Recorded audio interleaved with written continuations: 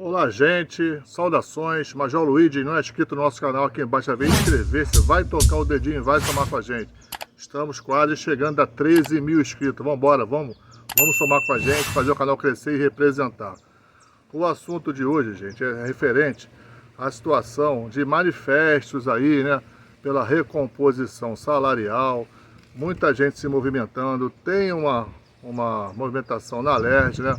Um ato aí de manifesto liderado pelo FOSPERJ e outras categorias também, a gente apoia, a gente tudo dê certo no que se tem que fazer, né? Mas a gente escuta muita coisa de veteranos que não sabem o que está acontecendo, né? A situação é para que esse movimento na LERJ? É para a recomposição salarial de forma direta? Não. É de forma indireta. As notícias que têm chegado para a gente é que a movimentação é com vistas à situação de Brasília, dos vetos do governo Lula, na situação do Propag. Mas o que é o Propag? O que é o Propag? O que está vendo? O que o Propag tem a ver com a recomposição salarial nossa, né? Depende do Propag ser aprovado do jeito que queriam os governadores, não está bom do jeito que foi acordado com o governo, com os vetos do presidente Lula. Como é que é isso? Isso depende da nossa recomposição salarial, depende de ser derrubado os vetos do presidente Lula. A gente aí fica nessa aí entre a luta do bairro e Rochedo, a gente, o mariscozinho, fica no meio e muita gente não está sabendo o que está acontecendo. Para explicar primeiramente o que é o Propag, vamos aqui numa entrevista bombástica, muito importante, de quem sabe da situação, um deputado estadual de peso, vai explicar toda a situação do Propag, se é bom o que foi acordado, se melhorando vai ter tanta diferença assim. Vamos à entrevista do deputado estadual Luiz Paulo e depois no final vou ouvir minhas considerações sobre tudo isso. Vamos ao vídeo, gente. Os governadores que questionam se vale a pena ou não aderir ao programa. Aqui no LERJ Debate vamos entender um pouco melhor esse assunto. Eu converso com o deputado Luiz Paulo e com o economista André Aranha, mestre em economia pela UFRJ, especialista em finanças públicas. Muito obrigada pela presença. Gostaria de começar com o deputado Luiz Paulo. Deputado, gostaria de falar sobre a aprovação do Propag, né? Porque ele se mostrava vantajoso em relação ao regime de recuperação fiscal, que é a situação atual do Rio de Janeiro. Quais são essas vantagens? Gostaria que o senhor explicasse, por favor. O Propag, o Programa de Pleno Pagamento das Dívidas dos Estados com a União, ele é muito superior às regras dos dois regimes de recuperação fiscal, mas superior em muitos e muitos pontos. E os governadores que estão em regime de recuperação fiscal podem aderir ao Propag. E no meu entendimento, irão aderir. Então, primeiro eu queria tentar explicar... Além do Rio, quem mais está em regime de recuperação fiscal? Rio de Janeiro, Rio Grande do Sul, Minas Gerais e Goiás. Esses estão no regime de recuperação sacramentados. fiscal. O último que foi sacramentado foi em Minas Gerais, que estava com decisão judicial. Mas é necessário que as pessoas entendam o que é o Propag, né? O que é o conceito dele. O Estado hoje, os estados, são grandes devedores à União. O Estado do Rio de Janeiro deve à União cerca de 180 bilhões de reais. Só a União. Ainda tem as dívidas com bancos privados e bancos públicos, etc., que dá mais uns 30 bilhões. Mas com a União, 180 bilhões. Bom, essas dívidas vêm sendo renegociadas principalmente desde 97.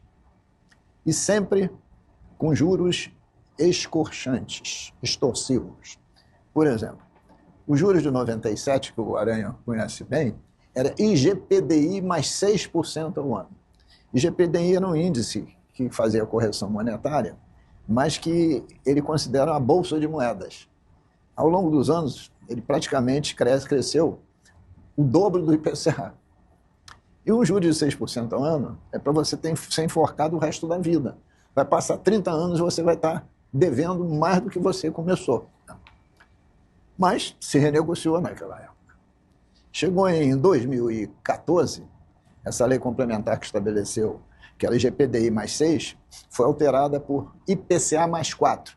Foi um movimento nacional, liderado pelo prefeito de São Paulo, e que surtiu efeito. Se diminuiu o fator de inflação e se diminuiu um pouquinho a juro, né? Era IGPDI, passou para IPCA, era 6, passou para 4. E o prefeito que conseguiu isso no Congresso chamava Haddad, que hoje é o ministro É o nosso da ministro Fazenda. da Fazenda. Então ele entende bem o que é isso, né, Aranha? Bom, e os dois regimes de recuperação fiscal fizeram suspensões pequenas no pagamento da dívida, mas não é perdão, não. Suspendeu e ela foi acumulando mais ainda. E corrigindo pela inflação mais 4. Ou taxa Selic, o que for menor. O Propag pegou esses 4% de juros e é a lógica do programa. Se você leu as introduções do Senado, da caneta do senador presidente Alcolumbre, a sua assessoria fez lá um cálculo simulado e considerou, muito interessante isso, que cada 10% que você pagar da dívida teria 1% de juro embutido. Quando você pagar 10%, você estaria batendo 1% de juro. E a partir daí ele montou as regras. A regra é o seguinte: se eu, Estado, tiver 20% da minha dívida em recebíveis futuros para pagar para a União, eu vou ter que ter 36 bilhões de reais, 20% de 180. Além de pagar isso, eu vou ter que, se é 20%, estaria embutido 2% de juros. Eu tenho que colocar 1% da dívida no Fundo de Equilíbrio Federativo, que é um fundo novo criado, só para quem é devedor e está no Propag, e tem que botar 1% em investimentos, sendo que desse investimento pode ser educação, transporte, infraestrutura, mas 60% obrigatoriamente na educação técnica. Então, estou aqui, 2, com 3, 4. A lógica é sempre dos 4. E todas as variações que existem, exatamente, tudo soma 4. Então, primeiro é entender isso. Isso está tudo definido no artigo 5º. E no artigo 3º, tem as hipóteses de abatimento que você tem. São 10 itens. 10 itens. É a dívida ativa, você tem que renegociá-la com a União, você tem créditos tributários possíveis, você tem os seus bens imóveis, você tem empresas que você possa alienar, e aí você diz, mas o Rio de Janeiro não tem mais nada. Como não tem mais nada? Tem a SEG, que tem que renovar o contrato, vai acabar daqui a 2 anos, ou licitar, eu prefiro que licite, eu desejo que licite, e tem a abertura de capital da SEDAI, que eu também sou contra, da SEDAI, produtora de água, e não da distribuidora. E tem 2 itens mais polêmicos, que seriam, em tese, os mais poupudos para fazer o abatimento. Esse item número 8 fala do Fundo Nacional de Desenvolvimento Regional, que foi criado pela emenda constitucional da reforma tributária, exatamente para, a partir de 2029, os estados poderem sacar para fazer investimentos em infraestrutura. Se eu pegar esses valores e, pelas regras existentes nesse fundo, o Estado teria o direito a tirar, ao longo de cada ano, 3,5%. É uma forma que não cabe aqui explicar. Mas o que eu quero dizer, se eu pegar esse dinheiro em 30 anos, o Estado teria direito ali a uns 40 e tantos bilhões. Mas só pode abater a dívida da dívida que esteja relacionada ao que esse fundo fala, que é a infraestrutura. E na nossa dívida a gente tem muitos itens, que é a dívida do Banesco, que não tem nada a ver com infraestrutura. Às vezes é a própria rolagem de dívida. Hoje em dia não pode mais, mas dívida mobiliária, quando se emitia papel, etc, etc. Então, pelo sim, pelo não, pelo menos 50% desse montante que eu falei, que daria uns 23 bi, serviria para, com outros itens, completar os 36 bi. Então, entendido isso, é importantíssimo, e vou abrir para o Aranha entrar, que o Estado do Rio de Janeiro, busque, de fato, os 20%. Porque, com o uso da inteligência artificial, porque na máquina de calcular é duro de fazer isso, eu peguei a dívida do Estado e simulei a mesma para pagamento em 30 anos, ano a ano. Porque a dívida é paga mês a mês, simulei ano a ano.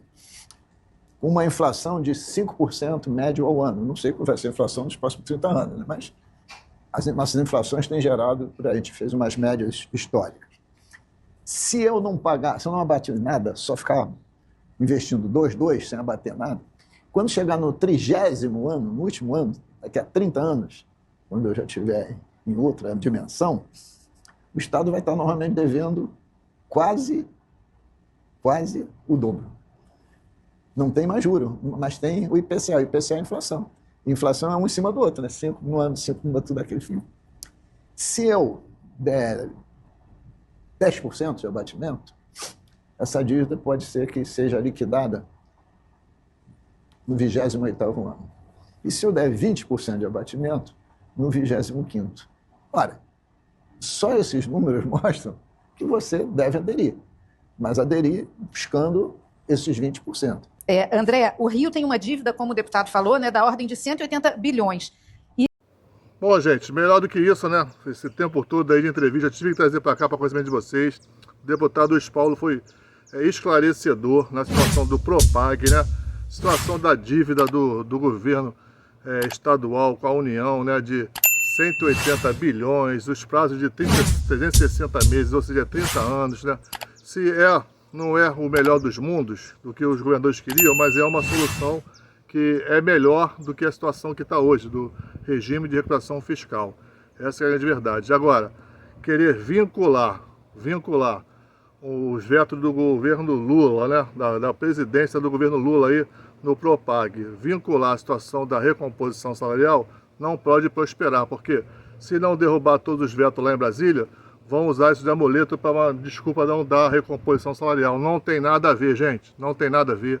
Recomposição salarial, vou falar para vocês, já foi paga para servidores do Poder Judiciário, Legislativo, os atrasados, né? Aquela segunda e terceira parcela, que é 13,05%, é muita coisa. Então isso aí é obrigação de fazer, mas sem pedir favor, sem ficar trabalhando para o governo, pedindo para poder o pessoal lá fazer campanha, pressão na Alerj, que não é nem na Alerj para poder, indiretamente na Alerj para poder resolver, sensibilizar lá em Brasília para ter os vetos do Propag. Gente, aí é ruim de aturar, né? A situação não é essa, porque eu vejo com muito perigo essa situação de vincular uma coisa com a outra. Vai que não sejam acatados, né? Para ter o peso, para ter a derrubada do veto do presidente Lula, isso servir de amuleto para não dar recomposição salarial. Esquece isso. Deputados, tanto do Rio de Janeiro como federal principalmente, a recomposição salarial não é a favor, não é aumento. Ela é para repor a moeda, a perda da condição de compra, né, do IPCA do ano. Isso já foi acordado. E uma vez os servidores do Poder Legislativo e do Executivo já receberam, em cima da lei da 9436 do 21, então pelo princípio da isonomia. O princípio da isonomia constitucional é para todos. Se isso não está acontecendo, uma ADI no STF, ação direta de constitucionalidade, resolve isso. Já falei, tem vários outros exemplos de cidades do interior aí, de outros estados aí também, que tentaram fazer uma situação similar, e o STF, numa ação rápida de 15 dias, resolveu isso. Ação direta com constitucionalidade. Agora, quem vai fazer isso? Quem vai fazer isso aí? Está lançado isso aí, né? A prova está aí, porque de boa vontade, recomposição salarial e a grana, a gente está vendo que não quer dar. Então é só em cima da fiscalização. Tanto a grana, uma fiscalização no TCE, como uma ação direta em constitucionalidade no STF na recomposição salarial. Está aí, afinal tinha que falar isso. Não tem jeito, aqui é papo reto, aqui é tropa. Mas o Ajuide, um abraço.